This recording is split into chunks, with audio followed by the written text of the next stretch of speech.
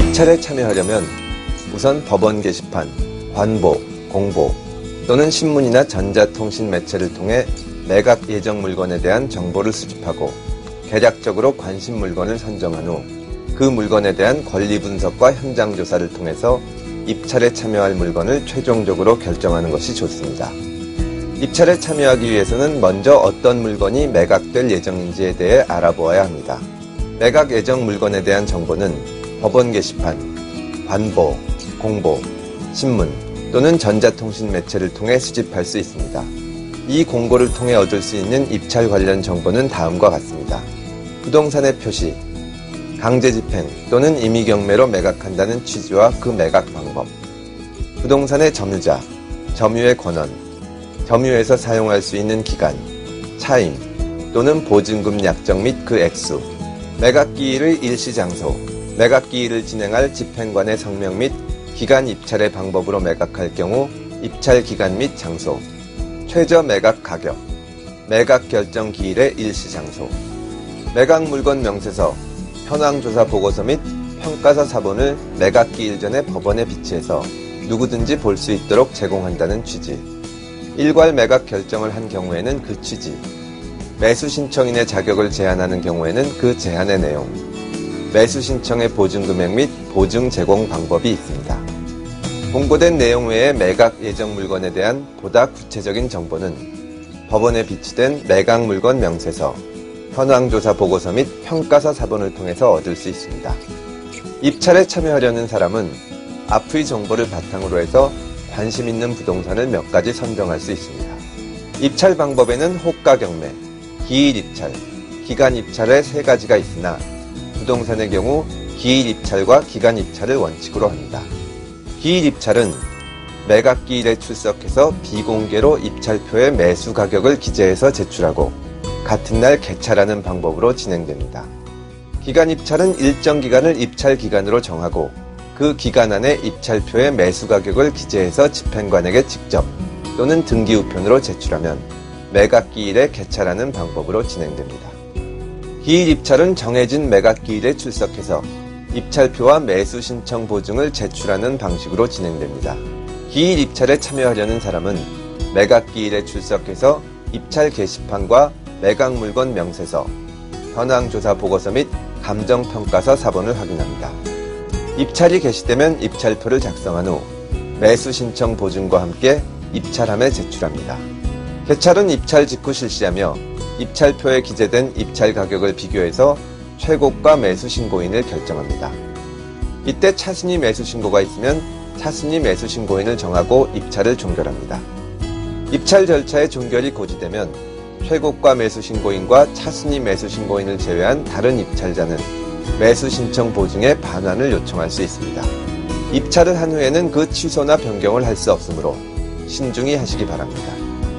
기간 입찰에 참여하려는 사람은 입찰 기일을 확인해서 그 기간 내에 입찰표를 작성한 후 매수 신청 보증과 함께 등기 우편으로 제출하거나 집행관에게 직접 제출합니다. 법정 대리인의 동의 없는 미성년자, 채무자, 매각 절차에 관여한 집행관, 매각 부동산을 평가한 감정인, 매각 사건에 이해관계가 있는 법관 및 법원 사무관은 입찰에 참여할 수 없으며 매각 장소의 질서 유지를 위해 일정한 요건에 해당하는 사람 역시 집행관에 의해 입찰에 참여하는 것이 금지될 수 있습니다. 재매각 사건인 경우에는 전 매수인의 입찰 참여가 금지됩니다. 또한 법령의 규정에 따라 취득이 제한되는 부동산인 경우에는 법원이 일정 자격을 갖춘 사람만 입찰하도록 결정할 수 있습니다. 위계 또는 위력이나 그 밖의 방법으로 경매 또는 입찰에 공정을 해한 사람은 2년 이하의 징역 또는 700만 원 이하의 벌금에 처해집니다. 이 사례에서는 남자가 직접적인 채무자에 해당하기 때문에 입찰에 참여할 수 없습니다. 입찰에 참여하기 위해서는 먼저 어떤 물건이 매각될 예정인지에 대해 알아봐야 합니다. 매각 예정 물건에 대한 정보는 법원 게시판이나 관보, 공보, 신문 또는 전자통신 매체를 통해서 수집할 수가 있습니다. 여러 매체의 공고들을 통해 얻을 수 있는 입찰 관련 정보로는 부동산의 표시, 강제 집행 또는 임의 경매로 매각한다는 취지와 그 매각 방법, 부동산의 점유자, 점유의 권원, 점유해서 사용할 수 있는 기간, 차임 또는 보증금 약정 및 그 액수, 매각기일의 일시, 장소, 매각기일을 집행할 집행관의 성명 및 기간 입찰의 방법으로 매각할 경우 입찰기간, 장소, 최저 매각가격, 매각결정기일의 일시 및 장소, 매각물건 명세서, 현황조사 보고서 및 평가서 사본을 매각기일 전에 법원에 비치해 누구든지 볼 수 있도록 제공한다는 취지, 일괄 매각 결정을 한 경우 그 취지, 매수 신청인의 자격을 제한하는 경우에는 그 제한의 내용, 매수 신청의 보증 금액과 보증 제공 방법 등을 제공받을 수가 있습니다. 입찰 방법에는 호가 경매, 기일 입찰, 기간 입찰 세 가지가 있는데요.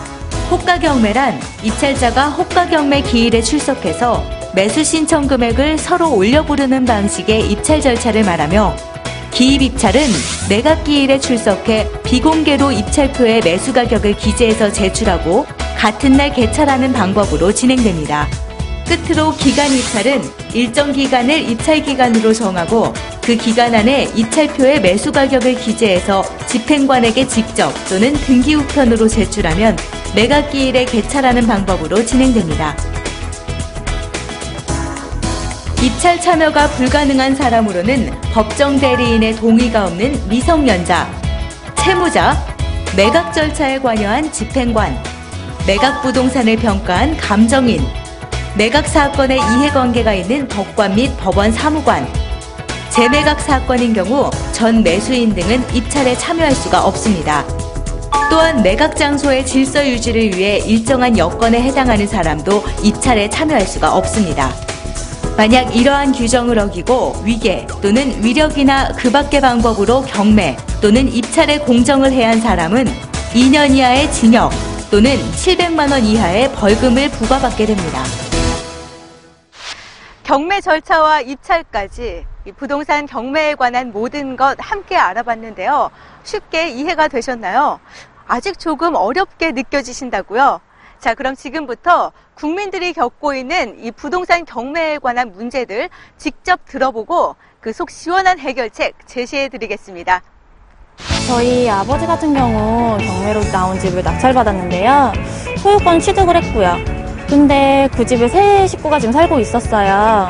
근데 그 사람들 계속 안 나가고 버티고 있는 거예요. 강제로 쫓아내려고 해도 좀 그렇고, 이럴 경우는 어떻게 해야 돼요? 상가 건물이 매각이 됐는데요. 1순위였던 매수인이 계속 매각대금을 주지 않고 있어요. 이럴 경우에 우리는 마냥 그냥 매수인이 매각대금을 줄 때까지 기다려야 되는 건지, 아니면 다른 사람한테 매각해도 되는 건지 궁금합니다. 법원의 매각 허가 결정이 선고된 이후 매각 대금을 지급하기 전까지의 기간 동안 채무자, 소유자 또는 점유자가 해당 부동산을 훼손하는 등 가치를 감소시키는 행위를 하는 경우에 매수인은 그 부동산의 가치를 보존하기 위해 법원에 부동산 관리 명령을 신청할 수 있습니다. 매수인이 소유권을 취득했음에도 불구하고 채무자, 전의 소유자 또는 점유자가 해당 부동산에 대한 점유 등을 계속하고 있다면 예기치 못한 불이익을 받을 수 있습니다. 이 경우 매수인은 그 부동산에 대한 소유권을 방어하기 위해 법원에 부동산 인도 명령을 신청하거나 명도 소송을 제기할 수 있습니다. 매수인이 매각 대금을 지급하고 유효한 소유권을 취득했음에도 불구하고 채무자나 점유자가 해당 부동산을 계속 점유하고 있으면 예상치 못한 손해를 볼 수 있습니다. 이런 경우에 매수인은 법원에 부동산 인도 명령을 신청해서 채무자, 전 소유자 또는 점유자로부터 그 부동산을 회복할 수 있습니다. 그러나 점유자가 매수인에게 대항할 수 있는 권한에 의해 점유하고 있는 것으로 인정되는 경우에는 인도 명령을 신청할 수 없습니다. 인도 명령은 매수인의 상속인이나 합병회사와 같은 매수인의 일반 승계인이 신청할 수 있습니다. 그러나 매매 등을 원인으로 매수인으로부터 소유권을 이전받은 사람은 인도 명령을 신청할 수 없습니다. 인도 청구는 매수인에게 허용되는 경매 절차상의 권리에 속하는 것이기 때문입니다.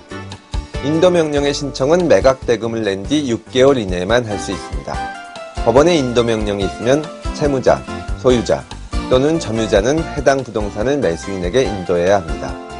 채무자, 소유자 또는 점유자가 인도 명령에 따르지 않으면 매수인 등은 집행관에게 그 집행을 위임할 수 있습니다. 매각대금의 지급기한 내에 매각대금을 지급하면 경매물건의 권리를 취득하게 됩니다. 매각대금을 낼 때는 매수신청 보증으로 제공한 금액을 제외한 금액만 지급하면 되며 매수신청 보증으로 금전 외의 것을 제공한 경우에는 그 현금화 등에 소요되는 비용을 추가로 부담해야 합니다. 매각대금의 지급기한 내에 매각대금을 지급하지 않으면 차순위 매수신고인에게 매각허가 결정이 이루어지거나 재매각 결정이 이루어질 수 있습니다. 재매각 결정이 되었더라도 매수인이 재매각 기일의 3일 이전까지 대금과 그 지급 기한이 지난 뒤로부터 지급일까지의 대금에 대한 지연이자 및 절차 비용을 지급해서 재매각 절차를 취소하면 경매 물건의 권리를 취득할 수 있습니다. 매수인이 대금 지급 기한까지 매각 대금을 지급하지 않은 경우에 차순위 매수 신고인이 있으면 법원은 차순위 매수 신고인에게 매각을 허가할 것인지를 결정해야 합니다. 그러나 대금 지급 기한을 다시 정한 경우에는 그렇지 않습니다. 차순위 매수 신고인에 대한 매각 허가 결정이 있으면 매수인은 매수 신청 보증을 반환받을 수 없습니다. 매수인이 대금 지급 기한 또는 다시 정한 대금 지급 기한까지 대금을 전부 지급하지 않았고 차순위 매수 신고인이 없는 경우에는 법원이 직권으로 부동산의 재매각을 명해야 합니다. 재매각 절차에서는 종전에 정한 최저 매각 가격과 그 밖의 매각 조건이 그대로 적용됩니다. 매수인이 재매각 기일의 3일 이전까지 대금과 그 지급기한이 지난 뒤부터 지급일까지의 대금에 대한 지연이자 및 절차 비용을 지급하면 재매각 절차가 취소됩니다. 한편 차순위 매수 신고인이 매각 허가 결정을 받고도 대금 지급 기한까지 매각 대금을 지급하지 않으면 최고가 매수 신고인과 차순위 매수 신고인 중 금액을 먼저 지급한 매수인이 경매 물건의 소유권을 취득하게 됩니다. 부동산 경매에 대해 보다 자세한 사항을 알고 싶으시면 법제처 홈페이지의 찾기 쉬운 생활법령 정보를 참조하시기 바랍니다. 네, 부동산 경매 지금까지 상세하게 알아봤는데요. 그렇게 어렵고 복잡하다고만 느껴지지 않으시죠? 오늘의 법령이 여러분께 큰 도움이 되었으면 좋겠습니다. 생활법령 탐구생활, 오늘 준비한 내용 여기까지입니다. 다음 이 시간에는요, 더욱더 알찬 내용과 함께 다시 찾아오겠습니다.